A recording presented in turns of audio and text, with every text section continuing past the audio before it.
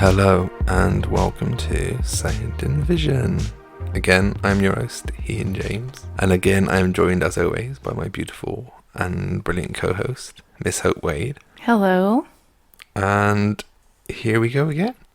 It is episode 12, The Exorcist. What an excellent day for an exorcism. I'm scared already. Does that mean we're going to be possessed after this is done? Because I heard lots of bad things about The Exorcist. Yeah, the curse of the Exorcist, as they say, which we will bring up before the end. Well, yeah. So the first things first, I want to say about this movie is my opinion of it is, I need to state this now, right? I always say that The Exorcist is not my favourite movie of all time, which some people do think, but it is my right, which they do. But it is my favourite horror film of all time, and would be one of my 10 favourite films of all time, but not my top movie. Okay. But it would easily be in my top 10 movies. But as far as horror films go, for me, personally speaking, and only for myself, and I don't want to influence anyone else, it is the one film that completely works for me, and still works to this day. Yeah. And the only film that could run it a close second would be The Entity.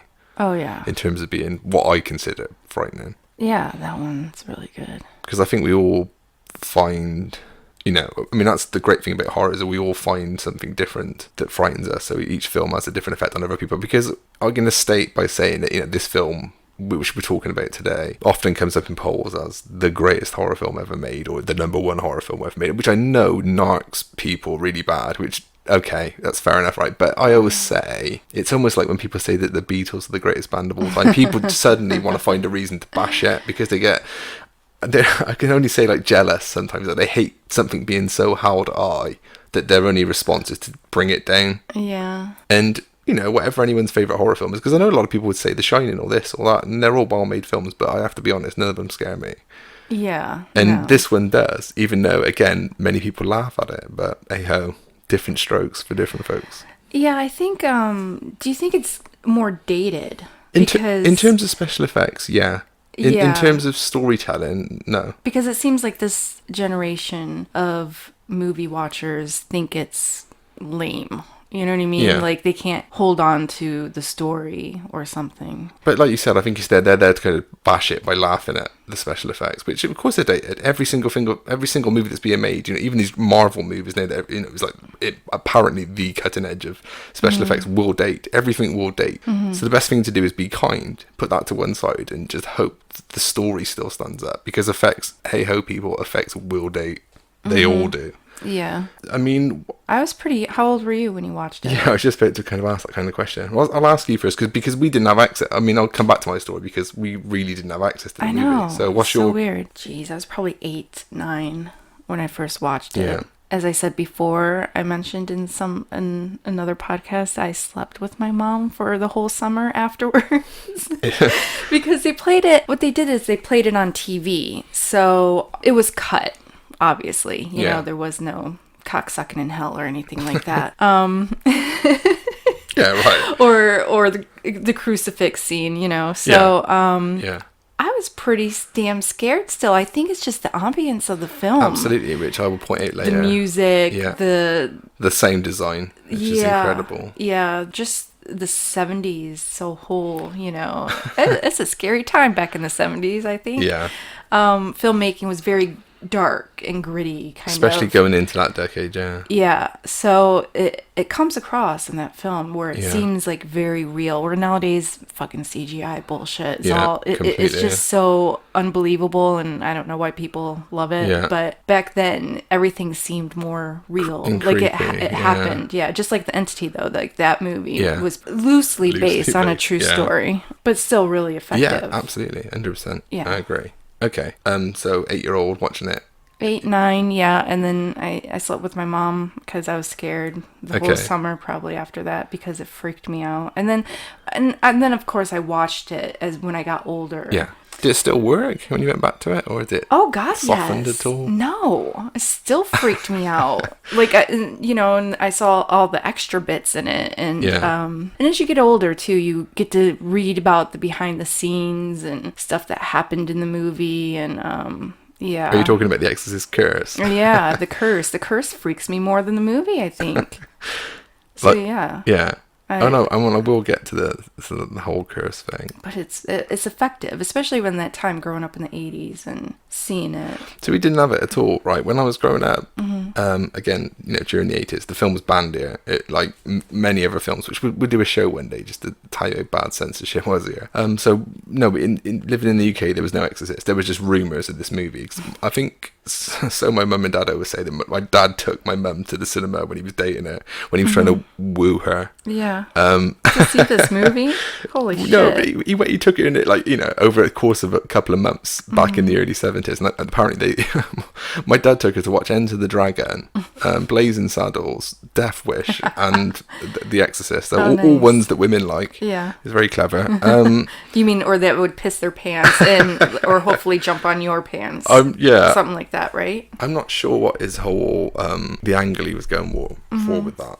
But anyway, yeah, he took her. And so my mum said that pretty much the same thing. She's seen it at the cinema, and then she couldn't, she watched what she did. I don't think she watched it. I think she hid behind her hands the whole film, and then had to keep the lights on for like weeks. So I think my dad was working nights or something like that. And so she was completely frightened by that. And then because of that, she would tell me and my sister, who were big horror fans, both of us, there's this movie, it's called The Exorcist, and this happens, and this bit, this little girl and the devil, and so me and my sister just like wide-eyed listening to this, like, what the hell is that? And I don't think I ever want to see that kind of thing. And we couldn't, because when my mum was relaying this story, or my dad, it was the 80s, so we knew there was a movie, and it had been spoke of highly by my mum and dad and various other people, and books that I was reading as well at that point. But I was never going to see it, because unfortunately in the UK we weren't allowed to see it, and so it was that way for a while. And the only person other than my mum and dad was my mate, Jamie, who I'll mention here on the show. If he's listening, he'll probably laugh, but his mum had seen it as well, and it's fun. And I say him as well because his mum had a copy of The Entity, which is where I first seen that at his house, or some of it at his house, and that completely frightened me, as a little boy watching that in the afternoon, because it was like a forbidden video, but we sort of put it on when his mum and dad were out. So the Entity, totally worked. But his mum, as another one, we talk about this film, The Exorcist, it's like, all these people have seen The Exorcist, bar me. I think Jamie might have seen it, or his mum at one point had maybe a boyfriend at the time or something. Someone had a video of it anyway, and it was kind of watched, and he might have seen a bit of it or something. But he was a big fan of it and knew more than I did about it. But so it was not available to me until I think when I finally first seen it, which is your original question, Hope. I think I just left school. It was as late as that. I think I was 16 or 15 or 16, sort of just about to leave school, and my dad was working with this guy, doing this factory job with this guy who could get his hands on like pirated videos, and through him I got my first viewing of A Clockwork Orange as well, which was another one that was banned, and The Exorcist. And yeah, so that came over to our house, and my sister was like, I was going out at this point doing whatever I was doing, so I was always busy, and my sister watched it on her own. She wouldn't wait for me, which I remember being really annoyed. I was like, you meant to wait for me to watch that. So she watched it, but she was like, oh my god, this is like amazing.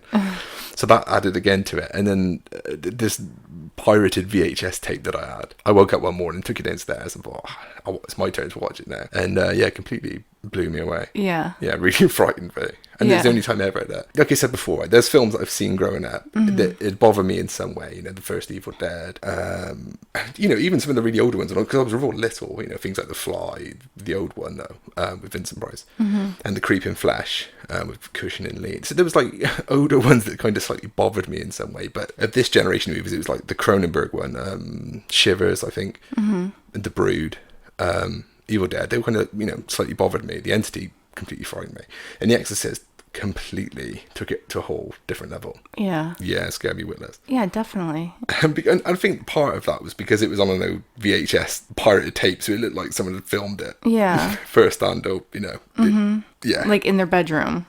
Yeah, it almost felt like that. And again, because it was a forbidden fruit and we knew it was banned, that added to the appeal. It was like, oh my god, we're watching something we really should be watching. And then it got re-released a couple of years later. But let's bring the story right back to the beginning. Let's rewind.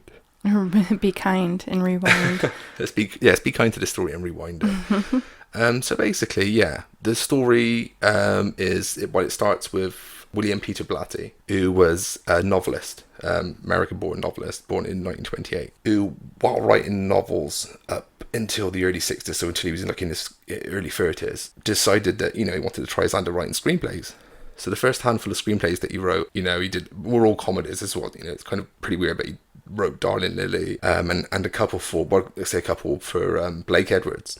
He wrote Shot in the Dark, which is the second Pink Panther movie, which is the best of the Pink Panther movies in my opinion. So at this point, you know, he kind of got a foot in the film industry, see how it all worked, you know, kind of like what he was seeing, but at the same time, you know, sticking to the safe area of comedy. And after a few years of doing that, so sort of like 1970, he read an article somewhere where a little boy had been exorcised, was apparently in another country was possessed in 1949. And there was this big exorcism that took place, and the people that were there wrote this, you know, detailed story on what they had seen that day and stuff. And it really, like, got his sort of juices flowing and interested in this whole idea that he wrote what would, you know, maybe become The Exorcist as a story for himself, slightly based on the article that he'd read. And he wrote this book in I think it would have got published in 1971. Okay. Which is about this little girl. He reversed the idea that in real life it was a little boy, but he changed it to a little girl. And he sort of filled it with what he knew about. So there was a religious aspect to it, because what I should say about Blatty as well, that he had a strange kind of religious upbringing, and he had this kind of problem that he had right through his life where he would believe, wouldn't believe, would believe, wouldn't believe, and then at the end he was like, yeah, I totally believe, because of a few incidents that happened to him, which I could fill another whole show with because it is really interesting. One of them even inspired him to write his book Twinkle Twinkle Killer Kane, which got made into a movie eventually as The Ninth Configuration. But anyway, so just bringing it back, he writes The Exorcist in 1971, and it's about a little girl who is a daughter of an actress who gets possessed, which, you know, is exactly as the film is. Anyone who knows what we're talking about is going to know the story, so you won't need me to relay the whole story to them. But the book was a real success, and as these things go, it's time to make a movie, you know. So Blatty sells the idea that if they're going to make a movie, he wants to be hands-on with it, because it's his book. So he takes a producer role on the movie, so he has a say in it. And at this point, I think he wanted to direct it himself as well. You know, Warner Brothers had picked up the rights to the book and didn't want to take a chance on somebody who never directed a movie before. And it was made on a big budget for the time, I guess. You know, it was Warner Brothers, so, you know, give it the lavish treatment. £12 million is what they were given to make the movie. And Blatty, you know, being producer, did have some input on what was being done. So the first job for the movie was to find a director. Now, Warner Brothers, at this point, were aiming high, and decided on Mike Nichols. At this point, who recently directed Whatever Happened to Virginia Woolf, Catch-22, to direct this movie. He was coming off Carnal Knowledge, the John Nicholson movie, so he was, you know, high praised. He'll be good with this material. I don't think Blatty was too keen. And then, so the story goes, because a lot of this now is just story, so how much of this is true, I don't know, but the story fascinates me, that Mike Nichols said he hated the material. He didn't like the idea of a little girl being possessed. He said, I'm not making a film like that, right? So he didn't want nothing to do with it. Interestingly enough, John Boorman was muted to direct it, which is interesting, because John Boorman actually directed the sequel 5 years later. So at this time, though, John Boorman didn't want to make the movie.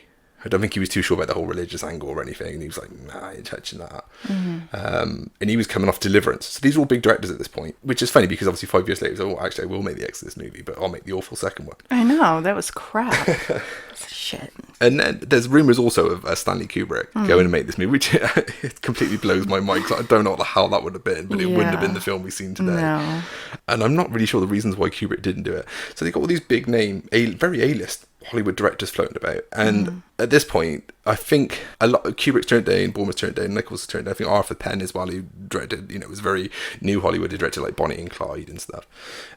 He didn't want to do either. So at this point, Warner Brothers were kind of stuck slightly for a director who was going to stay on and do this book, because it was a controversial book, and they settled on Mark Rydell to direct the movie.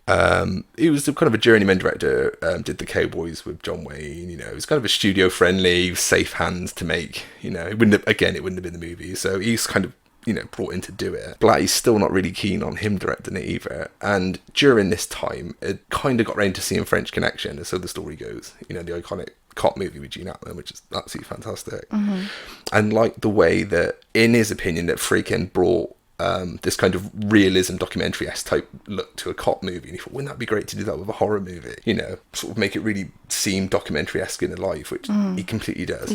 So that brings William Friedkin into the story. Again, American director, worked in TV, made documentaries and stuff early part of his career, and then eventually moved into feature films from TV, where he directed like the Alfred Hitchcock Show. He directed episodes of that, and then went on to make Good Times with Sonny and Cher, which was the cashing on the whole, you know, Beatles films, the Monkeys movie, and that kind of thing. So, you know, and then did like, I think he directed like The Night They Raided Minsk, I think he directed, which did okay. And then he did a couple of plays Which is something he's very good at, because actually he went back to, he shot some plays later in his career. He shot Bug, the movie you like, Michael Shannon, which he actually shot later on. Very good movie. But at this point, he was kind of not really sort of proven himself in any real way until he shot French Connection in 1971, which went on to win, Best Director, Best Movie, Gene Hackman, Best Actor. So it was like a massive success, and rightfully so, because it's possibly my favourite cop movie ever made. And because of the success of that, then he suddenly shot somewhere into the A-list, enough for Blatty to kind of say, why don't we get William Friedkin? He's coming off The Exorcist, he's coming off French Connection, and I love his approach and the way he's going to do it. So they were kind of like, well, he's a big name at the moment, but they were worried about his reputation, because he's a, balls to the wall kind of get job done, no matter how I'm going to do it. And he's very, I think Warner said he was very unapproachable, which is interesting, and which is kind of true, because there's some good stories backing this up. And again, I could bore you with a million, but my favourite one, I have to say, is when he was working on the Hitchcock show. He just does things the way he wants to do them. He'll talk the way he's a very straight talking guy, William Friedkin, if you ever read about him or hear him do interviews and stuff. And apparently he was a young man doing his first job basically on telly, and I think it was his first day on the set or something, and Hitchcock walked in on the set and walked over to him straight away, and everyone was, like, quite after Hitchcock walked in the building, we better all, do what, whatever. Then he walked over to Friedkin and he said, where's your tie? Why aren't you wearing a tie? And kind of embarrassed him in front of the whole crew. And apparently Friedkin walked off, and somebody was there that day working as a set decorator or cameraman or something. Like, Friedkin was like, fuck him, and I don't care what Alfred Hitchcock says, I don't care, he's not my hero, he means nothing to me, yada yada yada. And then years later he won an award for Best Director on The French Connection, and Hitchcock was in the building, and apparently Friedkin walked straight over there, flicked his tie in his face, said, "Did you like my fucking tie, Hitchcock?" And Hitchcock was just like, Who's that? He's you didn't remember him. Yeah, of course. But Friedkin had satisfaction, like, in your face. And that's the kind of director that he brought in on this movie. Okay, so the story, though most people probably know it, and I don't want to try and bore them, so I'll try and sum it up as quick as I can, is the screenplay is written by William Peter Blatty, as taken from his own book. And the story concentrates on two separate, completely different strands. The first strand being one with old priest Father Merrin, who is now out in Iraq and is trying to get away from, archaeology. He's now doing archaeology, yeah. Okay. That's what he's doing. He's doing a dig out in Iraq, and he uncovers this statue of Pazuzu, or the demon of Pazuzu, which is eventually what we think will possess little Regan. And it's based on the relationship between him and a younger priest who is losing his faith, has just lost his mother, slowly, I remember in the book or not, he's becoming an alcoholic or something, but he's kind of losing his religion, and not Michael Stipe from R.E.M.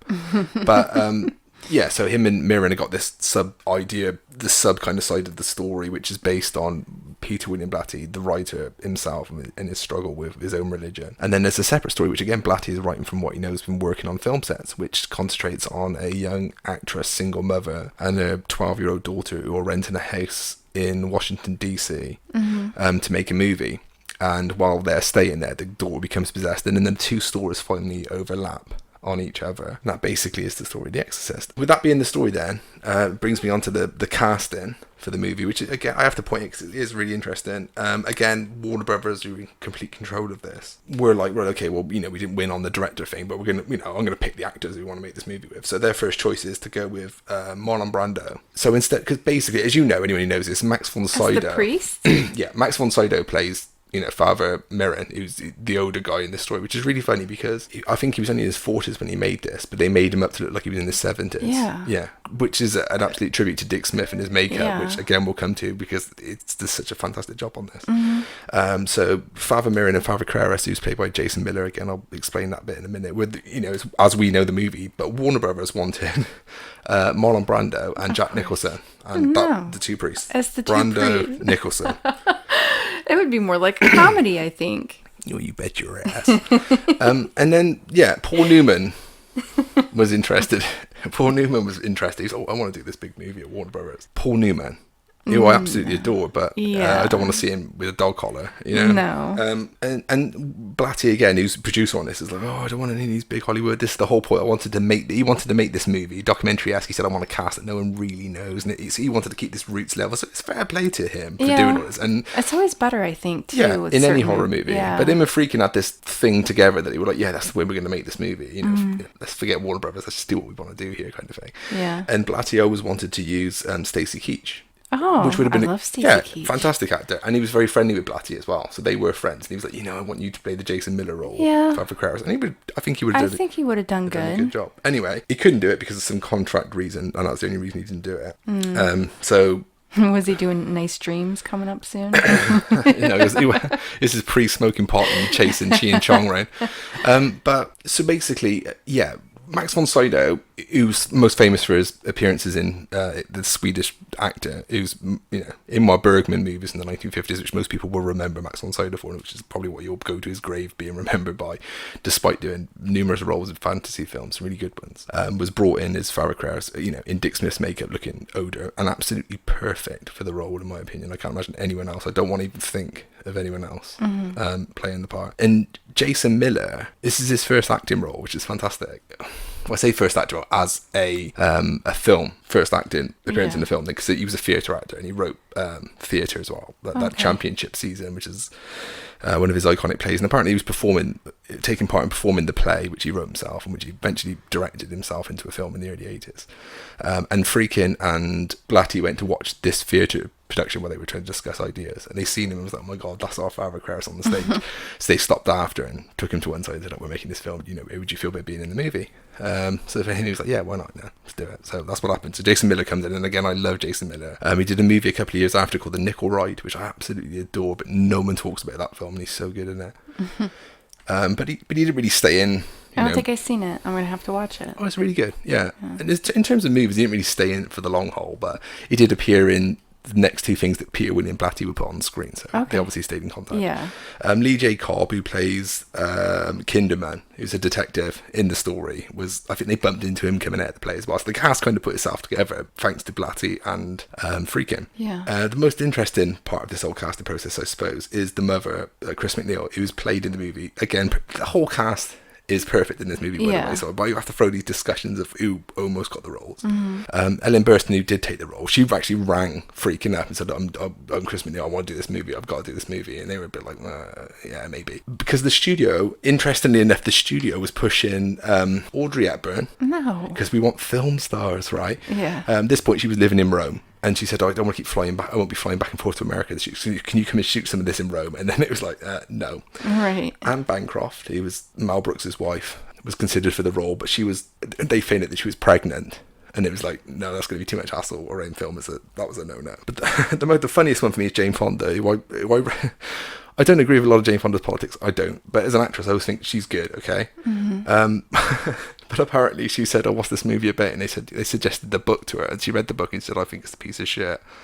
And I don't believe in the devil or God, so I ain't doing it. Wait a minute. Didn't she do Agnes of God? Yeah, that's the most interesting later thing. On. Yeah. Didn't she do Agnes of God? Yeah, 10 years later, she's doing that very thing. Yeah. Maybe she was like, I made a mistake there. Where a nun gets pregnant by Jesus. Yeah. But this is 1973, and I think she still had the Vietnam chip on her shoulder. I don't know what was going on. Obviously. But so no. So her loss. Absolutely. So they basically went back to Ellen Burstyn and said, because you really want to do this movie, and perfect. I'm so glad they did, because she's wonderful. And she plays the part of Chris McNeil. My voice is going here. She plays the part of Chris McNeil, which is funny because the part is based on Shirley MacLaine, who was friends with Peter William Blatty. Why didn't he get Shirley MacLaine? Because she didn't want to do it. She didn't want to do it. Over that, no, I think it was no, she didn't want to do it because she did a film 2 years previous called The Possession of Joel Delaney, which is a film I really like, and it kind of flopped. It's a very good movie if you want to see it, by the way, and it predates The Exorcist in ideas, and if anything, it's probably a better movie about possession than The Exorcist, because it's how I would envision that kind of scenario, if I'm being really honest. But it's not as sensational as The Exorcist, so it kind of faded away, and because it flopped, it was like, Shirley MacLaine's not going to sell the movie, is she? Yeah. It was either that or she kind of thought, I've done two films at the same, I don't really want to make another. So Ellen Burstyn gets the part. Now, the Regan part is interesting because, if you're going to make this movie, because I think that was what Mike Nichols said when he was on the project. He said, we're never going to find a 12-year-old girl who's going to do all this, so it's pointless making this film. And which, you kind of do think, like, how's going to play this part? And the studio were keen on a young actress called Denise Nickerson, who played Violet in Willy Wonka. Okay, yes. In the year before, in 1972. Yeah. Do you remember Violet? Yeah, of course. Yeah. I'm sure everyone listening. You're turning Violet. Yeah. Yeah, that's the one. I love how you remind me. Yeah, it's a great bit of dialogue. I totally forgot about that. Yeah, so we want to, she's Warner Brothers. That was made by Warner Brothers. She seemed like kind of home, like which is like what they were the going homely, sweet. Yeah, and I think she was keen. She was like, "Oh, you're going to be in this big movie," and then her mum and dad read the script, and they were like, "Fuck no, no, you're not doing that." And then I think they auditioned a few more girls, and then so the story goes that Linda Blair, as we know now, was brought in to Warner Brothers by a mum who was a model or something. Her mum was something. Yeah, she was on set, wasn't she? She was just on set doing. She was there for some reason, yeah, up in the Warner Brothers. I think. And Linda Blair was waiting outside for her. I thought her mom was like a style director or something. Like she's in the Warner Brothers building basically yeah. when all this is going on, and I think Freakin walks out in the corridor or something, and he spots her sat there waiting for her mum, and he's like, "Who's that girl over there? Why don't we?"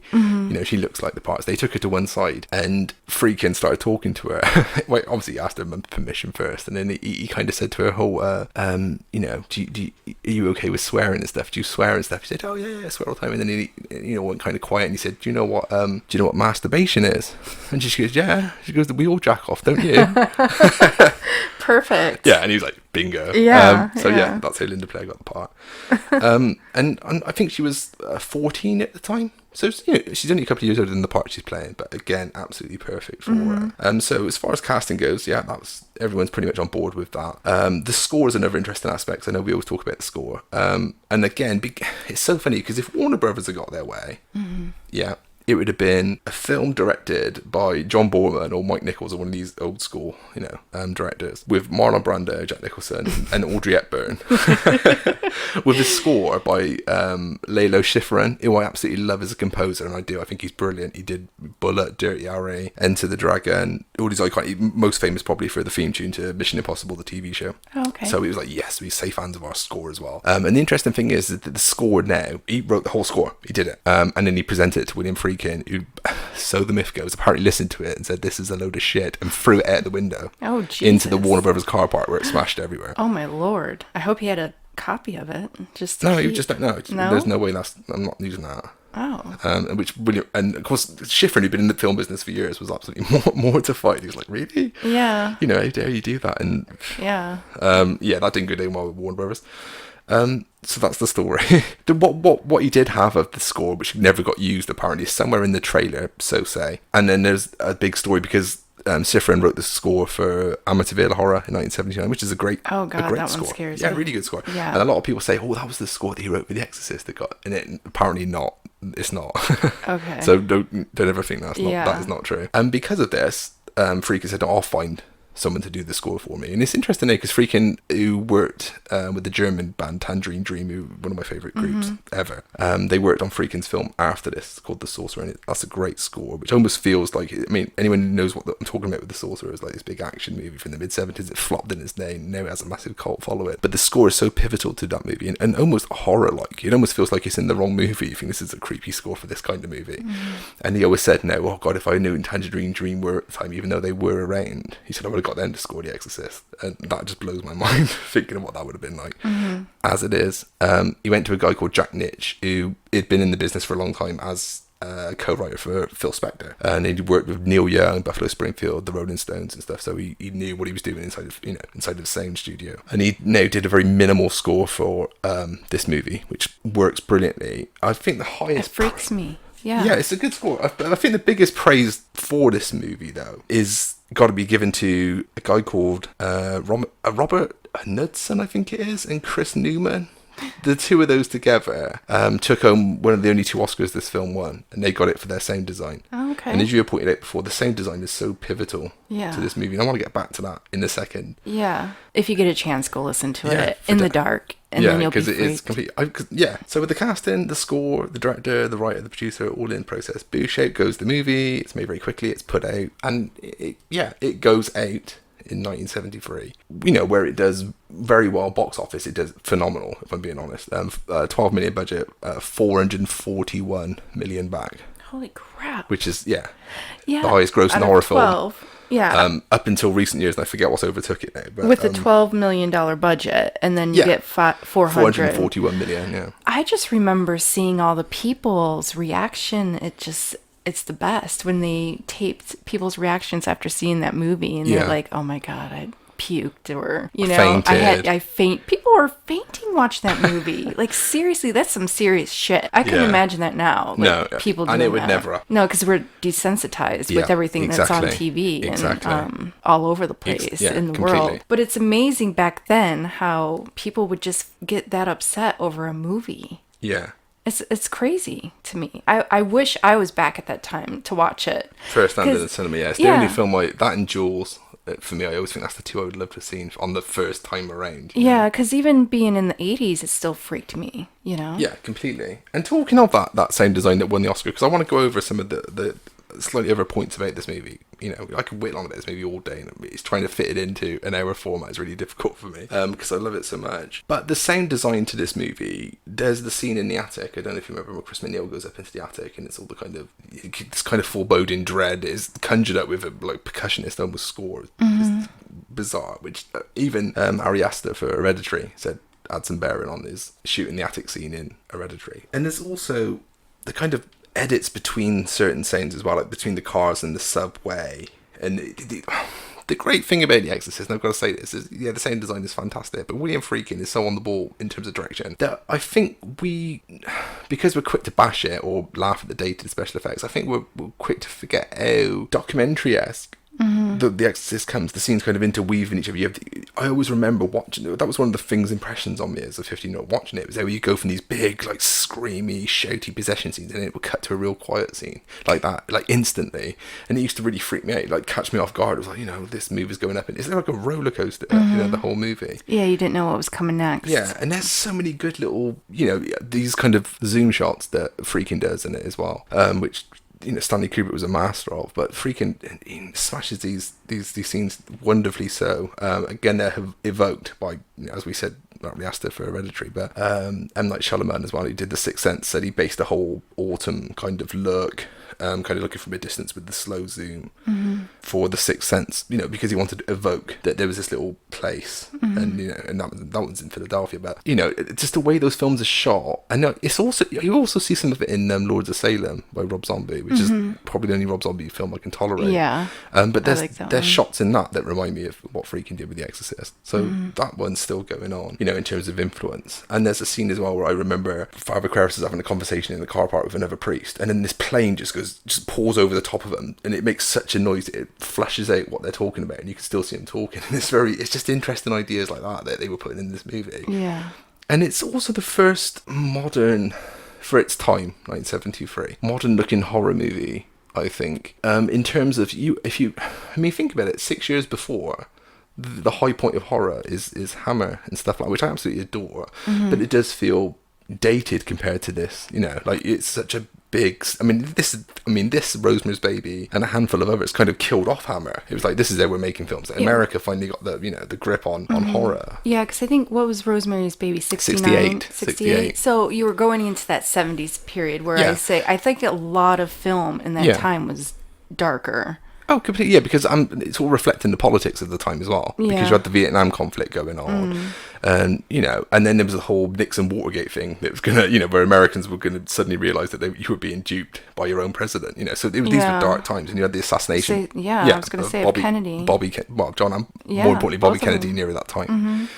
So, yeah, that kind of reflected in the movies, you know. I mean, Rosemary's Baby is a fantastic movie, and for me, the first modern-looking horror film that it felt of its time rather than looking back and being made in an old-fashioned way. And then, you know, I mean, people are going to say this, but there was the independent ones. Obviously, Night of the Living Dead is incredible.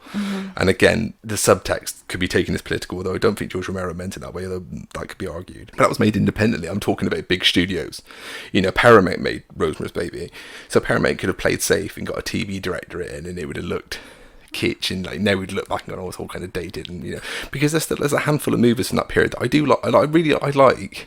I'm not slagging any of these films off, but they look old-fashioned in comparison.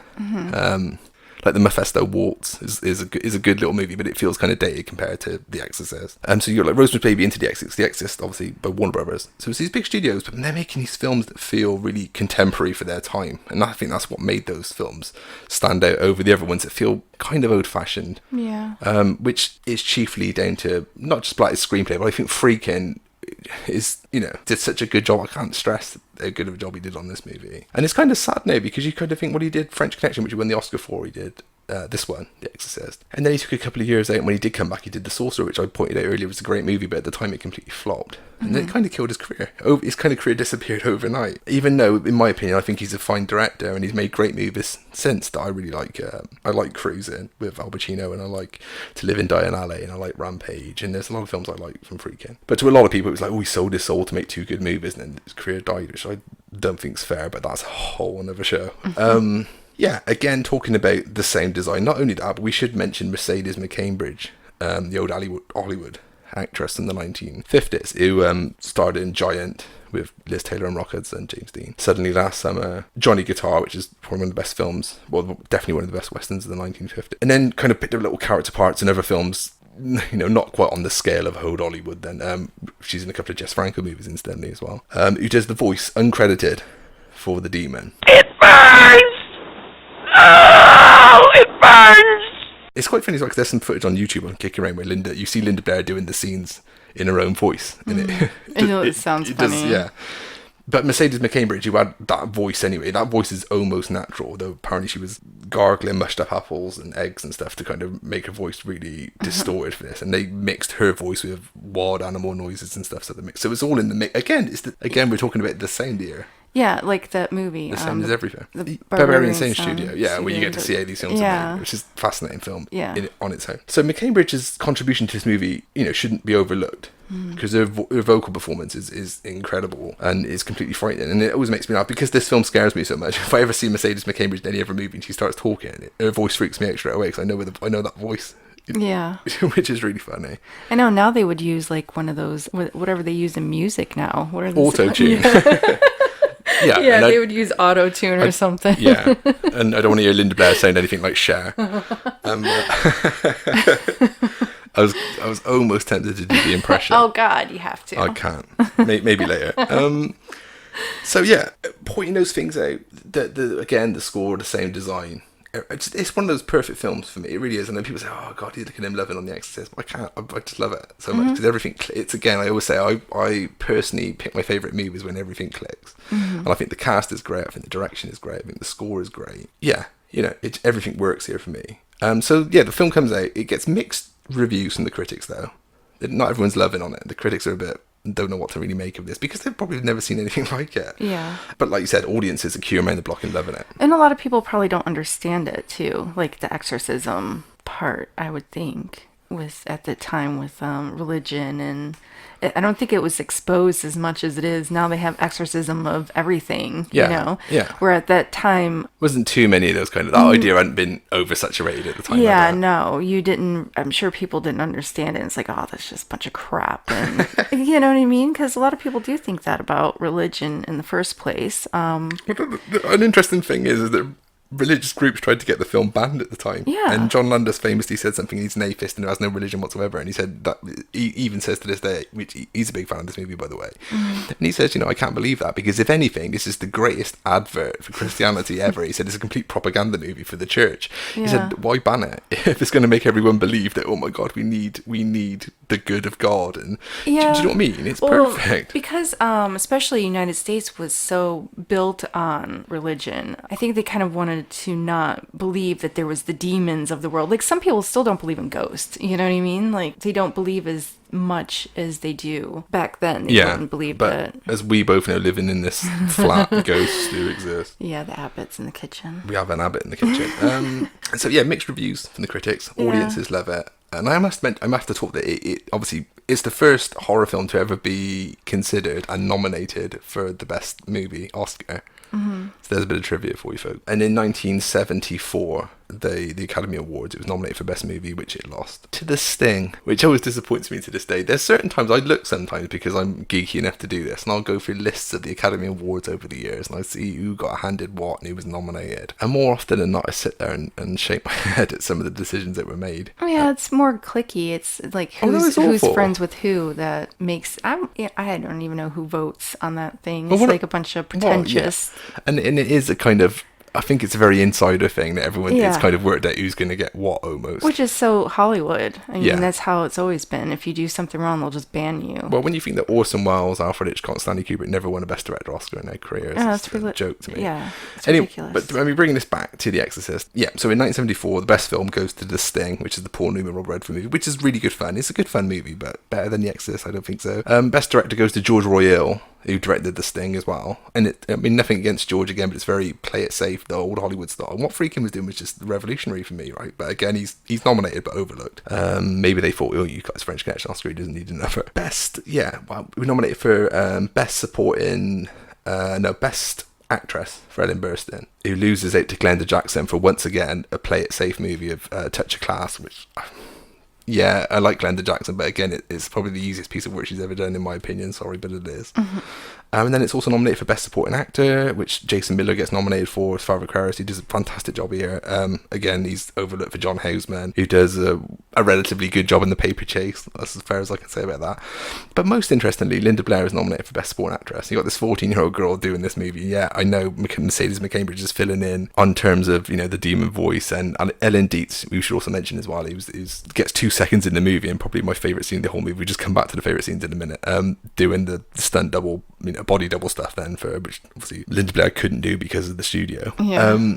But still, Linda Blair is overlooked for Tatum O'Neal for Paper Moon, and I love Paper Moon. I think it's a fantastic. Yeah. I do. Paper Moon is a fantastic movie, right? Yeah. But did we really remember Tatum O'Neal now? No. And she was 10.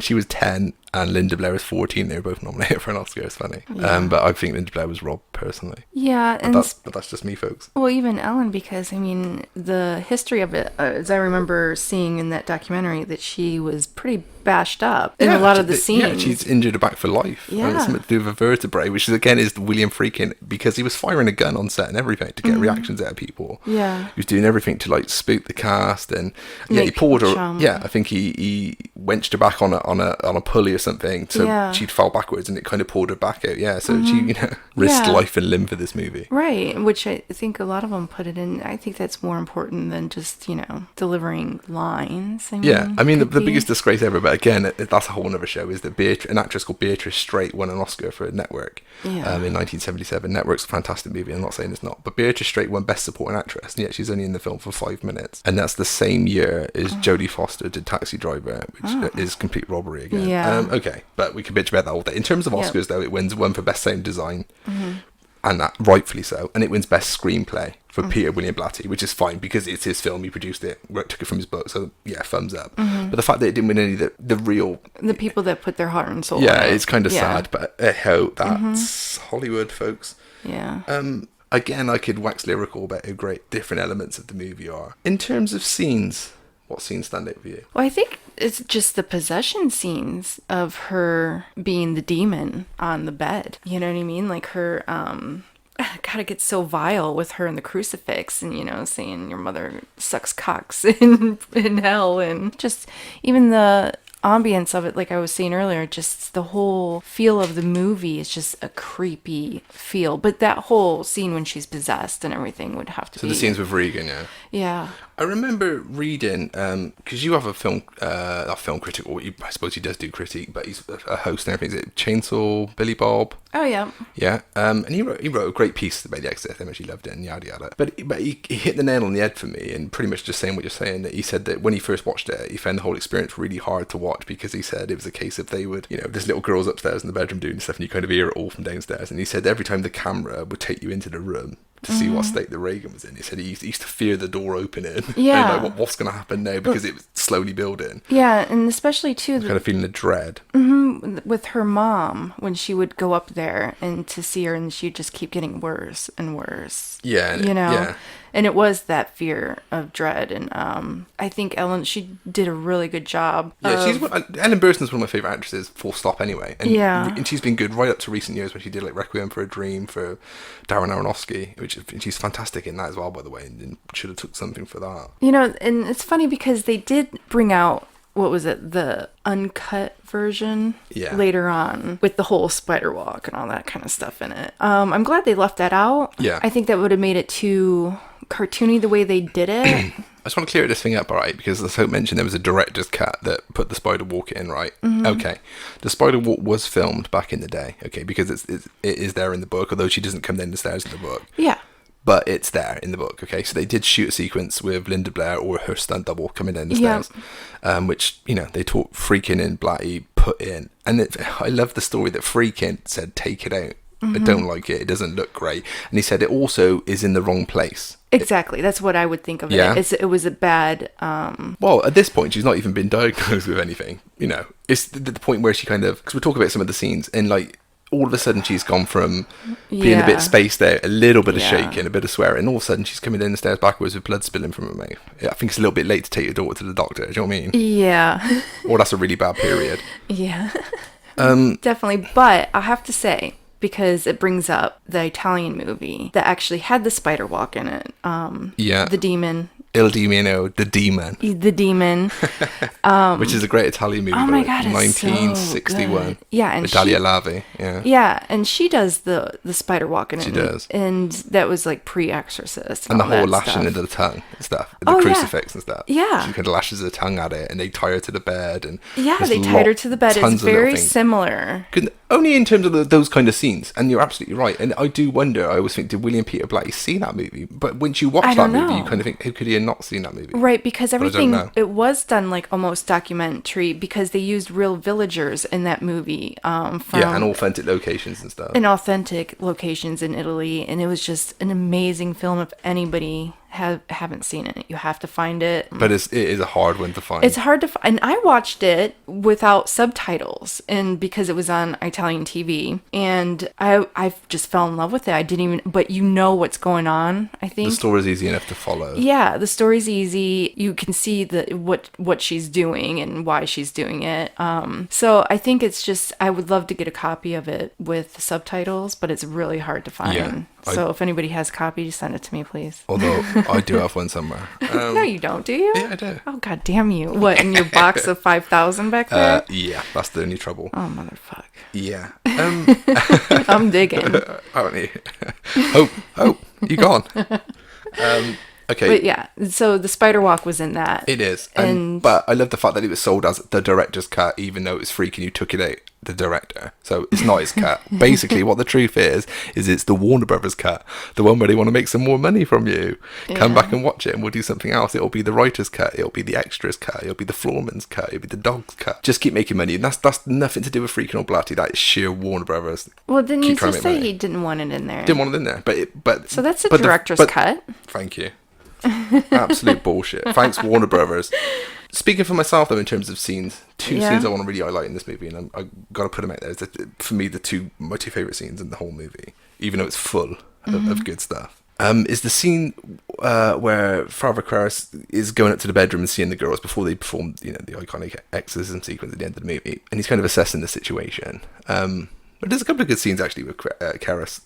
But the one I really like is kind of where he goes to the bedroom and Regan's trying to taunt him, saying, your mother's in here with me, and all this kind of creepy shit. She says to him, or he kind of like walks away and ignores her. And basically, I should have set this up better really. Before he goes to the bedroom, he's walking through the streets of Washington, D.C., where the film's based. But in terms of a scene where he's walking through the street, and his mother's just died at this point. So he's kind of, day and night, hearing a lot of things going on, and he's not there. And this tramp is this homeless guy, I should say. I'll get crucified for that. Is there on the street, and he kind of says, can you spare a little change for this altar by father? Because he's walking by in the ode, father's outfit and stuff, and he kind of hears it and just carries on walking, takes no notice of it. And later on, when he's in the bedroom with Regan, and she's trying to get a reaction out of him, and she can't get one, and he kind of walks away, and she imitates the voice of "Can't you spare a little change?" Yeah. And that scene, just that one moment, scares the hell out of me, just because it's the element of, it doesn't matter where you go, when you go home, when you go about your business, I know everything you're doing, I know everything you're hearing. Freaks me out. Yeah. But the one scene, more so than ever, in the original cut, which is the only cut I have to say as well, being a fan of this is the only cut I care about. I don't care about director's cut, producer's cut, yada yada, the version you've never seen, the version you don't want to see, whatever. The original cut, 73, right, is the scene where his mother's died, and there's the kind of dream sequence. Where you see his mum, and it's played in complete silence, and she walks down into the subway, before Hope corrects me, and you get that one flash of the Pazuzu and the deets and the makeup. Yeah, absolutely scared the shit out of me. Blew my mind. Yeah, because I wasn't expecting it. I'm drawn into this dreamy, played out quiet sequence where it's non-threatening. It's his mum, and then it's just boom after that. I mean, some people could call it a jump scare. I don't think it's as cheap as that. But it's the subliminal image out of nowhere that completely catches you out, which has been imitated since. It's imitated in Antichrist, Lars von Trier's movie. And a few others as well, but that one scene is probably my scariest scene in the history of cinema. I don't like you pointed out the scenes with Reagan and stuff, and I know they're sensational, with the crucifix, the swearing, the green pea suit sticking. But those littler scenes are the ones that bother me because they get right under my skin. I don't know why. That one in particular completely scares me. And when it was released in that horrible director's cut, producer's cut, whatever the hell it was, they just kept sticking that face, that image in there about 10,000 times to the point where it just got overplayed and boring. And it reminded me of what filmmakers today, yes, Jason Blum, I'm looking at you, what they would do. That was the way they would cut a movie now. They would keep putting it in there. They go, it worked once, let's just keep putting it there. And it's like, no, you overkill. Yeah. Just that once is enough. It was for me. Yeah, that's scary to know of after you've seen it. And that is my favourite part of that movie. And just before, because horribly running towards the end of the show again, but let's talk about the Exorcist curse, because I know this is the bit you're interested in. When they were making this movie, okay, a lot of incidents happened while they were making it, and it's now become known as the Exorcist curse, but no different to the Omen curse, which has its own stories, and the Poltergeist curse that has its own stories. But the incidents that happened while they were filming on the Exorcist include, they were looking at an actress to play Regan, and she was in some American show or something called Family Affair, which I have no knowledge of at all because it's an American thing. She played a character called Buffy, incidentally. Oh, funny. Which was the name of a good podcast. Marcy or Mary Alyssa Jones or something. Okay. And they were looking at her for the movie, and a couple of years after the movie came out, they didn't decide to go with her, probably because of the content again with her parents. She weirdly died of a drugs overdose at the age of 18 a couple of years after, even though she was considered to play Reagan, and it was almost good to go. So she dies. But after the movie had finished. But while they were making the movie, Linda Blair lost a family member, I think a cousin. Max von Sydow's brother died in a car crash. One of the minor actresses in it as well, I forget her name now, she was very minor in it, she died as well while they were filming it. Jason Miller's, I'm sure his son or someone had a serious motorbike accident as well while they were filming.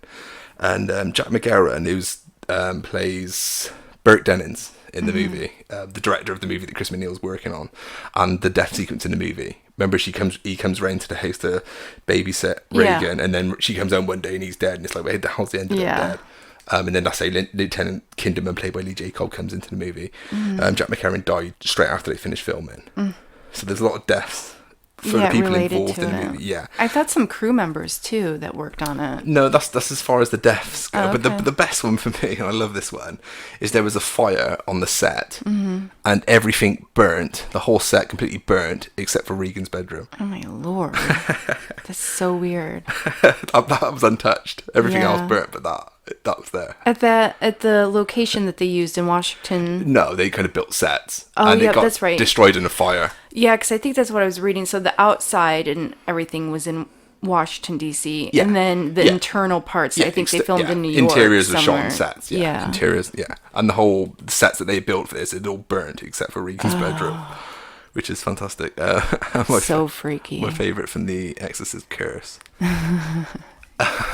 So yeah, if you believe it, I don't know, you should tell us if you do on our Facebook group. You should Sound and Vision. Tell us if you believe in the curse. The Exorcist curse, yeah, or you think it's just a load of coincidences. Yeah, because I don't know. I don't believe that. Even look at the Poltergeist and look at the Omen and all of that. Is it really a coincidence that those movies? Because I was talking about this earlier. There's so many other movies, and there's not that many relations to in the short span of time. In the short span of time of deaths and everything, and especially, look at Poltergeist. There was big actresses and stuff that died in that.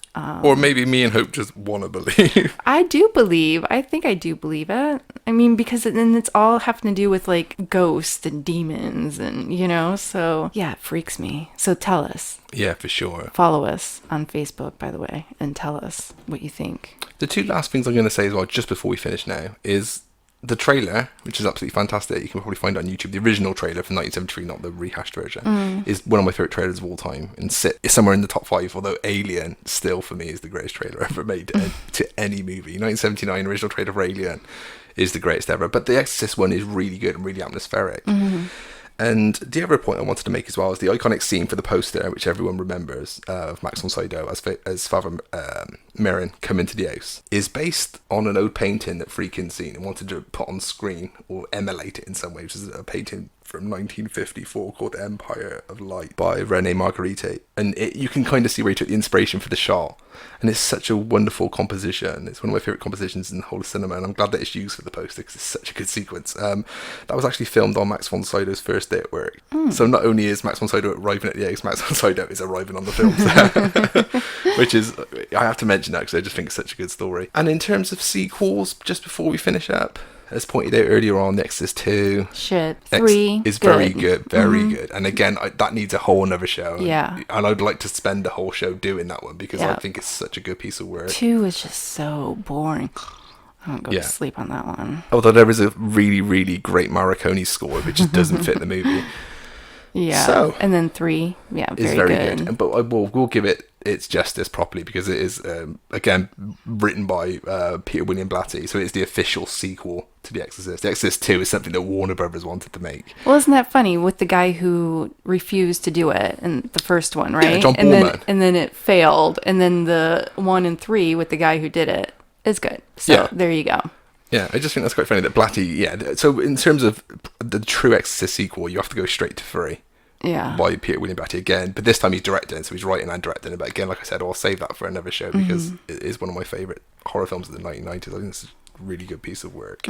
So that brings us to the end of another one of our Halloween themed specials where we're talking about The Exorcist. Scary movie. Definitely period. That you would watch during Halloween. Absolutely, yeah. And I officially will say, for me personally, the greatest horror film ever made. And I would have to say one of the first movies that scared the shit out of me as a kid. So there you go. It scared the shit out of me, and it still does when I watch it. That's endorsement.